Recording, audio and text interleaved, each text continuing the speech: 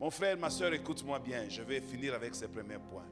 Les gens qui sont autour de toi, quand ils vont constater une seule chose, c'est que toi tu réussis là où ils ont échoué, ils ne peuvent pas t'aimer.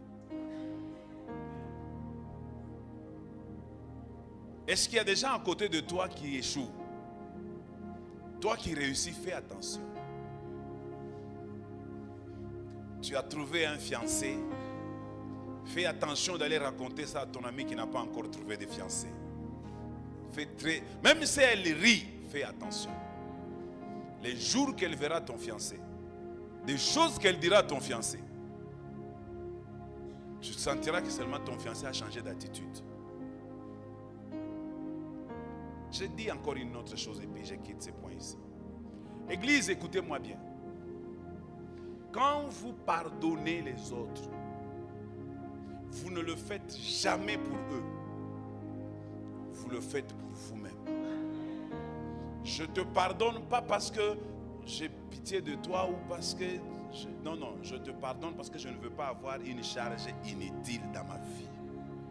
Donc le pardon, ce n'est pas par rapport... Non, mambari ni fanya kama mine wazi kule nyuma kuro roina ni waka roina kwa mouchi. Attention, roya kwa tabakia mouchi.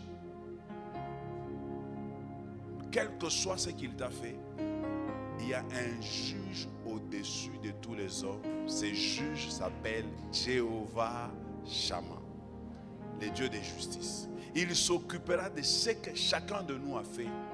Et il est le seul qui connaît avec exactitude ce que chacun a fait. Et Jésus n'a pas voulu être impliqué dans un conflit avec des humains. Il s'en est remis à Dieu. Remets-toi à Dieu et laisse Dieu être le seul juge de ta vie. En tout cas, je termine en vous disant, Église Bread of Life, dans cette année du jubilé, ne gardez aucune rancune, aucune dent, aucune amertume et aucune blessure contre une personne qui peut mourir demain, mais en mourant, il a détruit aussi ton cœur.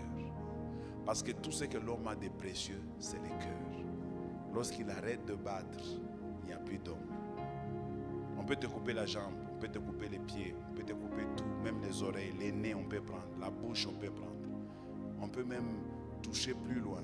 Mais quand le cœur est touché, même la démarche de l'homme change. N'accepte pas que ton cœur soit concerné. La Bible dit, garde ton cœur plus que toute autre chose dans ta vie. Garde ton cœur. Alors le pardon veut dire je garde, je protège mon cœur. Celui qui ne pardonne pas, regardez seulement son visage. Il vieillit avant son temps. Mais celui qui relâche, quand il a relâché quelqu'un, il a rajeuni. Parce qu'un homme avait dit, quand tu gardes les gens dans ton cœur, tu les gardes dans ton cœur. Ton cœur est petit comme ça. Tu prends le nombre de gens que tu as déjà gardés dans ton cœur. Tu penses que ton cœur va supporter le poids. Un jour, ton cœur finira par lâcher. Pardonne-leur, car ils ne savent pas ce qu'ils font. C'est ça les jubilés. Deuxième chose. D'abord, ici, je vais souligner un petit détail. Même si quelqu'un te doit de l'argent, en cette année du jubilé, les dettes sont effacées. Fais-le. Fais-le. Est-ce que vous savez que, je vais vous démontrer ça, vous savez que ce que vous perdez pour la gloire de Dieu, vous les récupérerez d'une manière ou d'une autre. Moi, j'ai déjà perdu beaucoup d'argent dans l'église ici. Beaucoup.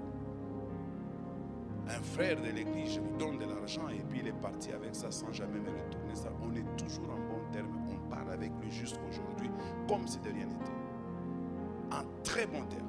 Et la chose que je voulais qu'il m'achète, il ne m'a pas acheté, mais Dieu me l'a donné autrement et multiplié fort.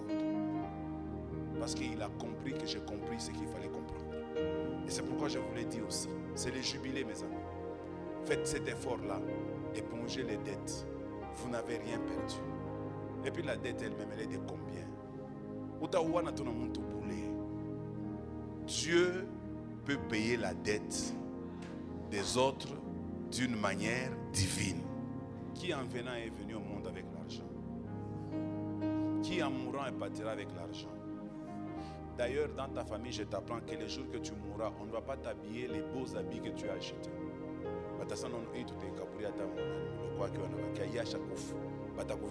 Les plus mauvais habits que tu as dans ta valise. Ça c'est un ngaïkia ninja ma.